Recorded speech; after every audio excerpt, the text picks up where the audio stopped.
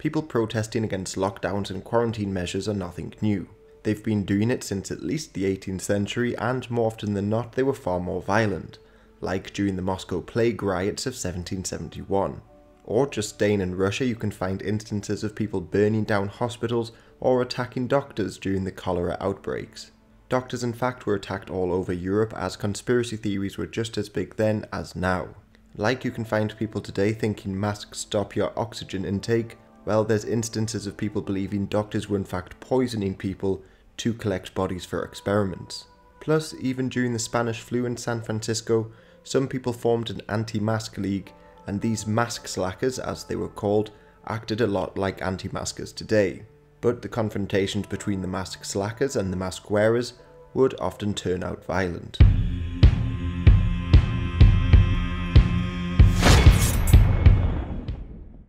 So I'll begin in 1771. This is when a plague broke out in Russia, largely carried by soldiers returning from their war with the Ottoman Empire.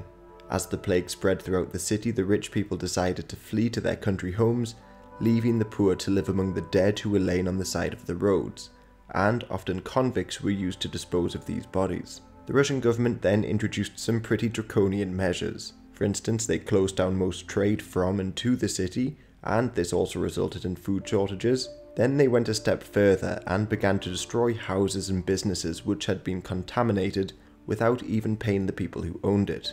So let's say your wife had died of plague, well, the government came and destroyed your house too. Obviously, this created a bit of anger amongst the population. The riot, however, began because many people believed that an icon of the Virgin Mary could in fact heal people of the plague. As such, it was placed over the city gates to protect Moscow from further plague. But thousands of people were set to gather around it on the feast day, hoping to kiss it and cure themselves. Archbishop Ambrose saw the potential problem of having such large crowds of plague victims all in one place, so he had the icon removed. The crowd, however, did not appreciate this and dragged Ambrose out of hiding and strangled him. They then proceeded to riot, storming monasteries like Danilov and Chudov. They even tried to storm the Kremlin itself and demanded that the governors of Moscow be handed over to them. So Catherine the Great sent around 10,000 troops to put down the rioters, and these soldiers quickly began to fire into the crowd. However, Grigory Orlov headed a commission and made some changes to the quarantine measures. Like the burning of houses would be stopped, and trade was finally reopened. But even despite these harsh quarantine measures, around 100,000 people died of plague in the city. These same conspiracy theories and anti-lockdown sentiment came back in 1830, when there was a cholera epidemic in Russia. Count Arseny Zakreyvsky stopped a great deal of traffic on major road to try and contain the disease, but you have to remember, with cholera, not a lot of people were actually sure what it really was. This left some towns and villages once again with very little food, but even though the problems first appeared in the south in Sevastopol, it soon reached Moscow despite these measures.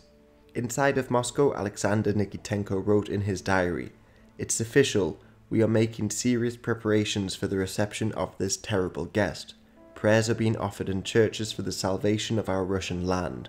The common people, however, more willingly visit taverns than God's temples. They alone do not grieve, while grief reigns among the upper classes." In a later entry he writes, "Severe, stern precautionary measures are being taken everywhere. People leave their homes only in extreme necessity or to go to work. There are few doctors in the capital, and it's difficult to get hold of them now. The emperor has left the capital, and almost all members of the state council have left too. The infirmaries are organized in such a way that they are nothing more than a stopover from home to the grave. Meanwhile, the sick are being taken there indiscriminately, with or without cholera. Sometimes drunks are simply picked up in the street and thrown in together with them. Our police, who have always been noted for their insolence and extortionate practices, have become even more shameful, instead of being helpful in these sad times. Disturbances are beginning to break out in various sections of the city."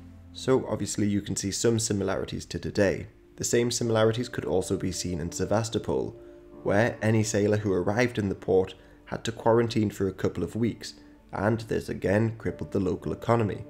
People there were also banned from leaving their homes, and the governor brought in troops to enforce this. And it was in this climate that rumours began to circulate that people were poisoning the poor. The closure of churches enraged the population, and the fact the ruling classes still held parties and had guests obviously angered the hungry poor. Plus, strangely, in this period, gambling increased, as the rich in particular, so the people rioted and killed the governor, Nikolai Stolypin. Once again, soldiers were sent in to crush the rioters, and thousands who took part in the riots were sentenced to hard labour or deported.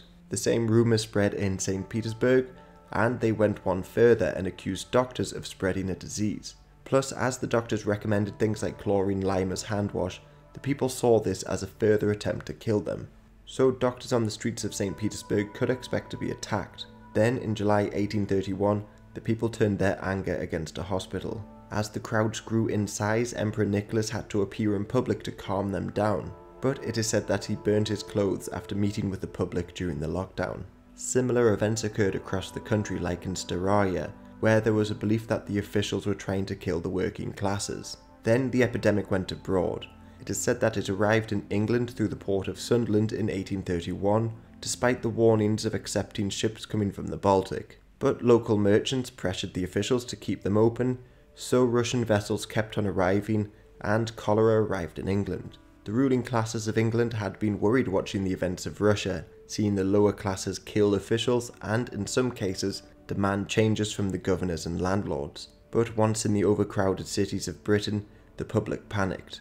The grave robbers Burke and Hare had only been caught a few years earlier, and with them fresh in the public's mind, rumours began to spread that this was a body-snatching operation led by the medical professionals.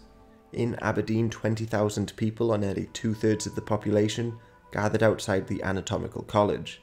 They chanted "Down with the Birkin shop" before razing it to the ground. In fact, around 72 riots or other disturbances took place around Britain. For instance, a doctor in Ballyshannon was accused of collecting money for spreading the disease, and a huge crowd of mothers attacked a doctor in Glasgow. Now, before you think these are just crazy people, I think it's important to have some empathy. And their impoverished state was blamed for spreading this mysterious disease that was killing thousands.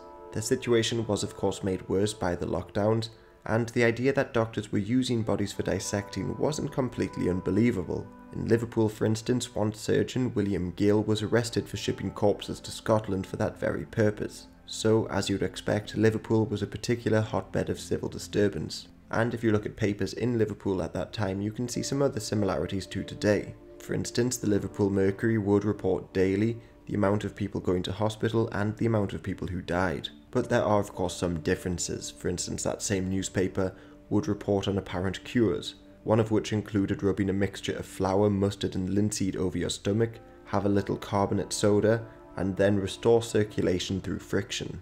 In the aftermath of this epidemic, early international sanitary conferences began in 1851, so like an early version of the WHO. And like the WHO, they could do very little to stop future outbreaks. During the one in the 1890s, the New York Times reported that certain foreigners are offensive enough at best. Under the present circumstances, they are a positive menace to the health of the country. And there was a ban on immigration which lasted until 1893. In India, the British imposed some pretty harsh laws on the locals, and this resulted in many previous moderates, like Gopal, Krishna, Gokhale, to compare the British to the Russian Tsars. So, in 1898, the British commissioner in Pune was assassinated by members of the now growing Indian nationalist movement. And during this epidemic in the 1890s, Hamburg was hit particularly hard, but still people rioted against measures taken. They often attacked policemen and those who enforced the measures. But as you can see from the newspapers, you can see how the journalists wrote about the poor. Last night's trouble was in one of the districts inhabited entirely by the poor and ignorant classes, who seemed to have a horror of being compelled to observe cleanliness and the ordinary sanitary regulation.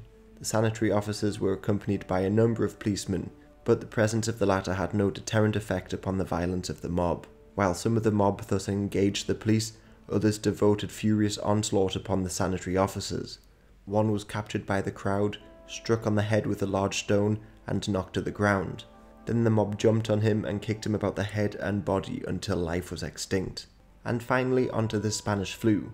So masks were sold to anyone arriving in the United States, and compliance was pretty high. However, as stated before, not everyone was pleased. A lady named Alma Whitaker, for instance, wrote in the papers that it was horrible to go unrecognised and refused to wear one in restaurants, but she said that she was forcibly taken to the Red Cross to go and get one. Penalties were handed out to anybody who didn't wear a mask, ranging from a few dollar fine to 10 days imprisonment. But on one day alone, around 1,000 people were arrested, San Francisco's prisons were overcrowded, and courts were opened long into the night. Across the country, newspapers had headlines like "Open-faced sneezers to be arrested" or "Flu curfew to sound for city on Saturday night." In response to this, there was an anti-mask league of San Francisco, and strangely, one of their leaders was a suffragette, Mrs. E.C. Harrington, and she was joined by suffragettes across the country in opposing masks, believing it was a way to silence them after just having gained their voice. During local meetings, the same arguments in favour of civil liberties were given, and a couple thousand people would gather to protest the introduction of lockdown measures and forcibly making people wear masks. Plus, there were also a few fights and the odd shooting. For instance, one anti-masker, James Visser, stood outside a drugstore, telling people to dispose of their masks. He then struck a health inspector on the head with a bag of dollar coins and then proceeded to beat him on the ground. However, the health inspector carried a gun and shot Visser, but fortunately Visser survived. So here are just some of the many fights against lockdowns and quarantines over the last couple centuries. There are of course more stories from the Spanish flu, and I just skimmed over the British and India, which I think you could look at in more detail. But this leaves me with a very simple question today.